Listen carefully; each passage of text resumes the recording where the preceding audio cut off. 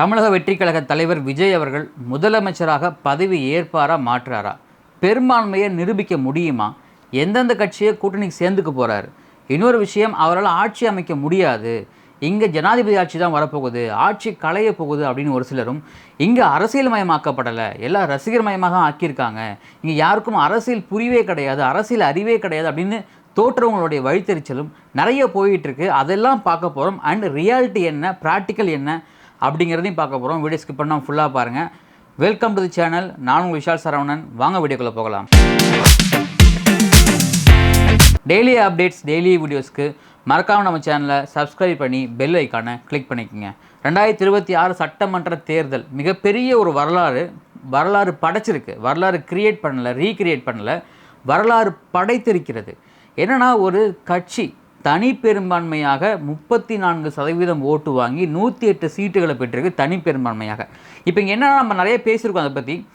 விஜய் அவர்களால் ஆட்சி அமைக்க முடியுமா, ஆட்சி அமைக்க முடியாதா? அதுக்கு முன்னாடி இங்கே ஒரு சில பேர் இந்த தோல்வியை ஏற்றுக்க முடியாதவர்கள், இந்த தோல்வியை அக்செப்ட் பண்ணிக்க முடியாதவர்கள், மக்களுடைய அந்த விஷயத்தை மக்கள் கொடுத்துருக்க தீர்ப்பை ஏற்றுக்க முடியாத நிறைய பேர் கத்துறதையும் கதறதையும் ஐயோ அம்மானு குதிக்கிறதையும் பார்க்க முடியுது.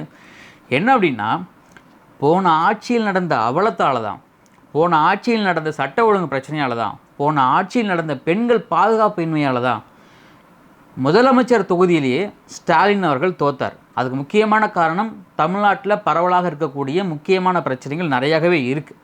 அதை ஏற்றுக்க முடியாத ஒரு சில பேர், இந்த பிரகாஷ்ராஜ் போன்றவர்கள் எல்லாமே என்ன சொல்கிறாங்கன்னா, தமிழ்நாடு அரசியல் மயமாக்கப்படலை, தமிழ்நாடு ரசிகர் மயமாக்கப்பட்டிருக்கு, அன்று காமராஜர் தோத்தார், இன்று ஸ்டாலின் தோக்குறார் அப்படிங்கிறாங்க. எனக்கு எப்படி காமராஜரையும் ஸ்டாலின் எப்படி கம்பேர் பண்ணுறதுன்னு எனக்கு தெரியல. ஏன்னா காமராஜர் அவர்கள் என்னென்ன விஷயங்களை கொண்டு வந்தார், அந்த விஷயங்கள்லாம் எப்படி இருந்துச்சு அப்படிங்கிறத தாண்டி, ஸ்டாலின் ஒரு நெப்போகிட். அவர் அவங்க அப்பா மிகப்பெரிய அரசியல் கட்சி தலைவர், யாரோ ஒருவர் ஆரம்பித்த கட்சியை இவர் தன்வசமாக படுத்திக்கிட்டாங்க, குடும்ப கட்சியை மாற்றிக்கிட்டாங்க. அப்படி இருக்கும் பொழுது 4 ஆண்டுகளாக 5 ஆண்டுகளாக தமிழ்நாட்டில் நடக்கிற பிரச்சனைகள் ஒன்று கூடவா பிரகாஷ்ராஜ் கண்ணுக்கெல்லாம் தெரியாது? ஒன்று கூடவா பார்த்துருக்க மாட்டீங்க? எத்தனை பெண்கள் பாலியல் ரீதியாக படுகொலை செய்யப்பட்டிருக்காங்க, பாலியல் ரீதியாக துன்புறுத்தப்பட்டிருக்காங்க, எத்தனை பெண் குழந்தைகள் அண்ட் சாதிய வன்கொடுமைகள், லாக்அப் டெத்து, கஞ்சா போதை, குடி போதையால் ஏற்பட்ட சட்டம் ஒழுங்கு பிரச்சனைகள், இதையெல்லாம் உங்கள் கண்ணுக்கு தெரியாதா? நாட் ஒன்லி ஃபார் பிரகாஷ்ராஜ், ஒரு சில அறிவி ஜீவிகள், அறிவி மேதாவிகள் அதை தான் சொல்லிட்டு தெரியுறாங்க சோஷியல் மீடியாவில். இப்போது இங்கே பிரச்சனையே என்னென்னா, நீங்கள் பண்ண தப்பை இன்னும் நீங்கள் அக்செப்ட் பண்ணிக்கவே இல்லை. நீங்கள் எதனால் ஆட்சி இழந்தீங்களோ அதை அரசியை ஆராய்ந்து அதை திருத்திக்கணும். அதை விட்டுட்டு நீங்கள் இன்னும் மற்றவங்க மேலே குறை சொல்லிக்கிட்டே இருந்தீங்கன்னா, மக்கள் இன்னும் அப்புறப்படுத்தி காணாமலே போய்டும் அந்த கட்சி. இது ரொம்ப வருத்தத்துக்குரிய செயல் அது. அண்ட் இன்னொரு விஷயம், விஜய் அவர்கள் ஆட்சிக்கு வந்துட்டார்னா, விஜய் அவர்கள் முதலமைச்சர் ஆகிட்டார்னா, அந்த கட்சி ஜெயிச்சிடுச்சுன்னா, நான் அரசியல் விட்டே போயிடுறேன், நான் அரசியலே பேச மாட்டேன், நான் வீடியோவை என்னோடய அக்கௌண்ட் டீஆக்டிவேட் பண்ணிட்டு போயிடுவேன் அப்படின்னு நிறைய பேர் பேசி வச்சுருக்காங்க சோஷியல் மீடியாவில். அவங்களுக்கெல்லாம் என்ன ஆக போதோ தெரியல. மானஸ்த மாதிரி இருப்பாங்களா, இல்லை வெக்கமானம் சூடு சுரணம் இல்லாமல் நமக்கு என்ன, நம்ம என்ன சோறா திங்கணும், பீஸா பர்கர் தான் திங்கணும்னு போயிடுவாங்களா அப்படின்னு தெரியல. அதையும் பொறுத்திருந்து தான் பார்க்கணும். அண்ட் சோஷியல் மீடியாக்களில் இன்னமும் அந்த ஃபீவர் குறையவே இல்லை, இன்னமும் அந்த ஃபீவர் போய்கிட்டுருக்கு. வெற்றி பெற்றவர்கள் கொண்டாடிக்கிட்டு இருக்காங்க, தோல்வி பெற்றவர்கள் ஒரு சிலர் தோல்வியை அக்செப்ட் பண்ணிக்கிட்டாங்க, ஒரு சிலர் அக்செப்ட் பண்ணிக்கவே கிடையாது. முக்கியமாக நாம் தமிழ் கட்சி 2024 தேர்தலில் 8% ஓட்டு வாங்கி மாநில கட்சியான அந்தஸ்து பெற்றாங்க. ஆனால் இந்த தேர்தலில் போட்டியிட்ட 234 தொகுதியிலும் சீமானவர்கள் உட்பட டெபாசிட் இழக்கப்பட்டது. அதுலேயும் 3.99% தான், 4% கிட்டத்தட்ட பாதிக்கு பாதியாக வாக்கு குறைஞ்சிருச்சு. ஏன்னா முக்கியமான காரணம் என்னென்னா, வந்த பிரச்சனை, நம்ம எதுக்காக கட்சி ஆரம்பித்தோம், யாரை எதிர்க்கணும் அப்படிங்கிறத தாண்டி கட்சியோடைய அடையாளமாக பார்க்கப்படக்கூடிய சாட்டை துரைமுருகன், இன்பவானம் கார்த்திக், ஏன் சீமான் போன்றவர்களை விஜய் அவர்கள் தான் அரசியல் எதிரி, விஜய் எதிர்க்கிறது தான் நம்ம முக்கியமான அரசியல் அப்படின்னு அந்த வழி மாறி தடமாறி போனதுக்கான விளைவு தான் இது எல்லாமே. இதுக்கப்புறமாவது கட்சியை கட்டமைத்து நீங்கள் கண்டிப்பாக விஜய் அவர்கள் ஆட்சி வரும்பொழுது, அவர் ஆட்சியில் குறை இருந்தால், அமைச்சர்கள் குறை பண்ணாங்கன்னா, அந்த ஆட்சி தப்பு பண்ணுச்சுன்னா அப்போ கண்டிங்க, அப்போ நீங்கள் விஷயத்தை ஆனால் ஆட்சி அதிகாரத்தில் இருக்கிறவங்க பார்த்தா கேள்வி கேட்கணும், அப்போ கேள்வி கேளுங்க, நியாயமான கேள்வி. அந்த மாதிரி நீங்கள் ஆக்கப்பூர்வமான அரசியல் பண்ணிங்கன்னா மக்கள் கொஞ்சமாக நம்புவாங்க. அப்படி இல்லை, நாங்கள் தனிமதில் தாக்குதல் பண்ணுவோம், அந்த ரசிகர்களை, அந்த தொண்டர்களை நாங்கள் ஆபாசமாக பேசுவோம், தற்கொலைன்னு சொல்லுவோம் அப்படின்னு சொல்லிகிட்டே இருந்தீங்கன்னா, திரும்பி பார்த்தீங்கன்னா கட்சியில் யாருமே இருக்க மாட்டாங்க. நீங்கள் 2 பேர் தான் பேசிகிட்டு இருக்கிற மாதிரி இருக்கும். ஆனால் ரியாலிட்டியை புரிஞ்சுட்டு ரியாலிட்டி வேர்ல்டுக்குள்ளே வர பாருங்கள், அதுதான் முக்கியமாக பார்க்கப்படும். அண்ட் விஜய் அவர்கள் ஆட்சி அமைப்பாரா? அமைக்க முடியுமா? பாசிபிலிட்டிஸ் இருக்கா? எஸ், அஃப்கோர்ஸ் இருக்குது. 107 எம்எல்ஏக்கள் இருக்காங்க. பெரும்பான்மைக்கு 118 எம்எல்ஏக்கள் வேணும். அதை எப்படி கொண்டு வர போகிறாரு? யார் கூட்டணி கட்சிக்கு வரப்போகிறாங்க? கூட்டணி ஆட்சியை முன்னாடியே சொல்லியிருந்தார் விஜய் அவர்கள், கூட்டணி ஆட்சி கொடுக்கப்படும் அப்படின்னு சொல்லிட்டு. அப்போ இந்த கூட்டணி ஆட்சிக்கு யார் வரப்போகிறாங்க? ஆட்சி அதிகாரத்தில் பங்கு. ஏன்னா இந்த பக்கம் பார்த்தீங்கன்னா காங்கிரஸில் வந்து ஒரு 5 எம்எல்ஏக்கள் இருக்காங்க, கம்யூனிஸ்ட்கள் 2 பேரும் சேர்ந்து 4 எம்எல்ஏக்கள், விசிகே ஒரு 2, ஐயுஎம்எல் 2, இந்த மாதிரி இருக்காங்க இந்த ஏடிஎம்கே அண்ட் டிஎம்கே அலையன்ஸில். ஏடிஎம்கே அலையன்ஸில் வந்து பார்த்திங்கன்னா பிஎம்கே 4 அண்ட் அமமுக 1 இருக்குது அண்ட் பாஜக 1 இருக்குது அண்ட் ஏடிஎம்கே இருக்காங்க. ஸோ எப்படி கொண்டு போக போகிறாரு?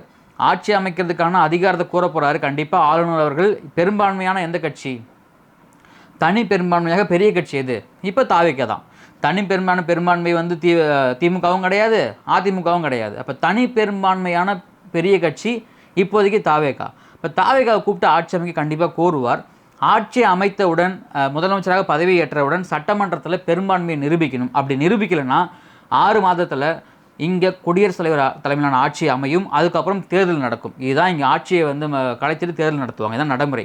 ஆனால் இப்போ சிறிய கட்சிகள் இருக்காங்க இல்லைங்களா, இவங்க இப்போவாவது இந்த வாய்ப்பை பயன்படுத்தி கொள்வாங்களா? கடைசி வரைக்கும் நாங்கள் திராவிட கட்சிகளுக்கு 2-3 சீட்டுகளாக நாங்கள் அடிமையாக தான் இருப்போம், எங்களுக்கு இந்த ஆட்சியிலும் பங்கு அதிகாரத்திலும் பங்குலாம் தேவையில்லை, சீட்டும் போட்டியும் கொடுத்தா போதும், நாங்கள் பாட்டு எங்கள் வேலையை பார்த்துட்டு இருக்கோம், எங்களுக்கு எதுக்கு அதிகாரம்லாம் கொடுக்குறீங்க, நாங்கள் வேலை செய்ய மாட்டோம், எங்களுக்கு வந்து அதிகாரம்லாம் பிடிக்காது, நாங்கள் கடைசி வரைக்கும் அடிமையாக இருந்து வாழ்ந்து விடுவோம் அப்படின்னு சொல்லுவாங்களா? இல்லை, இந்த வாய்ப்பை நாங்கள் பயன்படுத்தி கொள்வோம், நாங்கள் ஆட்சி அதிகாரத்துக்கு வர வேண்டும் தான் நாங்கள் கட்சியை ஆரம்பித்தோம், ஆட்சி அதிகாரத்துக்கு வர வேண்டும் தான் நாங்கள் இந்த வந்து ஓட்டு அரசியல் நாங்கள் வந்தோம், அப்படி இருக்கும்போது இந்த வாய்ப்பை நாங்கள் பயன்படுத்தி கொள்வோம் அப்படின்னு சொல்லுவார்களா?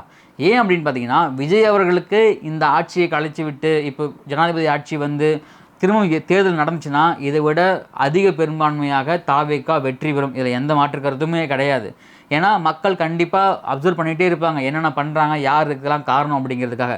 ஸோ அப்படி இருக்கும் பொழுது விஜய் அவர்களும் இந்த விஷயத்தை பண்ணுவார். விஜய் அவர்களுக்கும் கண்டிப்பாக இருக்கும், அவர் வந்து கூட்டணி கட்சிகளை மதிக்கணும், நமக்கு ஆதரவு தரவங்கள்ட்ட நம்ம வந்து இன்னும் நிறைய விஷயங்களை பண்ணணும் அப்படின்னு மதிப்பார். ஆனால் திமுக அதிமுக அப்படி பண்ணியிருக்காங்களா? பண்ண மாட்டாங்க. ஏன்னா அவங்களுக்கு கூட்டணி வச்சு எலெக்ஷனில் ஜெயிக்கிறது மட்டும்தான் கூட்டணி. அவங்களுக்கு ஜெயிச்சதுக்கப்புறம் நீங்கள் கூட்டணிலாம் கிடையாது, நீங்கள் வந்து அப்படியே இருந்துக்குங்க, நாங்கள் மட்டும் அதிகாரத்தையும் ஆட்சியும் நாங்களே ஆண்டுக்குவோம் அப்படின்ட்டு தான் அவங்க பாட்டுக்கு போவாங்க. ஆனால் இந்த கூட்டணி கட்சி ஆட்சி, இந்த பவர் ஷேரிங், இது எல்லாமே தமிழ்நாட்டில் நடக்க போகுது, புதுசாக இருக்க போகுது. இனி வரும் தேர்தலில் இந்த கூட்டணி ஆட்சி அப்படிங்கிறது தான் பிரதானமாக பேசப்படுது. ஏன்னா கூட்டணி கட்சிகள் இல்லாமல் இங்கே எந்த கட்சியும் ஆட்சி அமைக்க முடியாது அப்படிங்கிறது இந்த தேர்தலில் தெளிவாக தெரிஞ்சிருச்சு.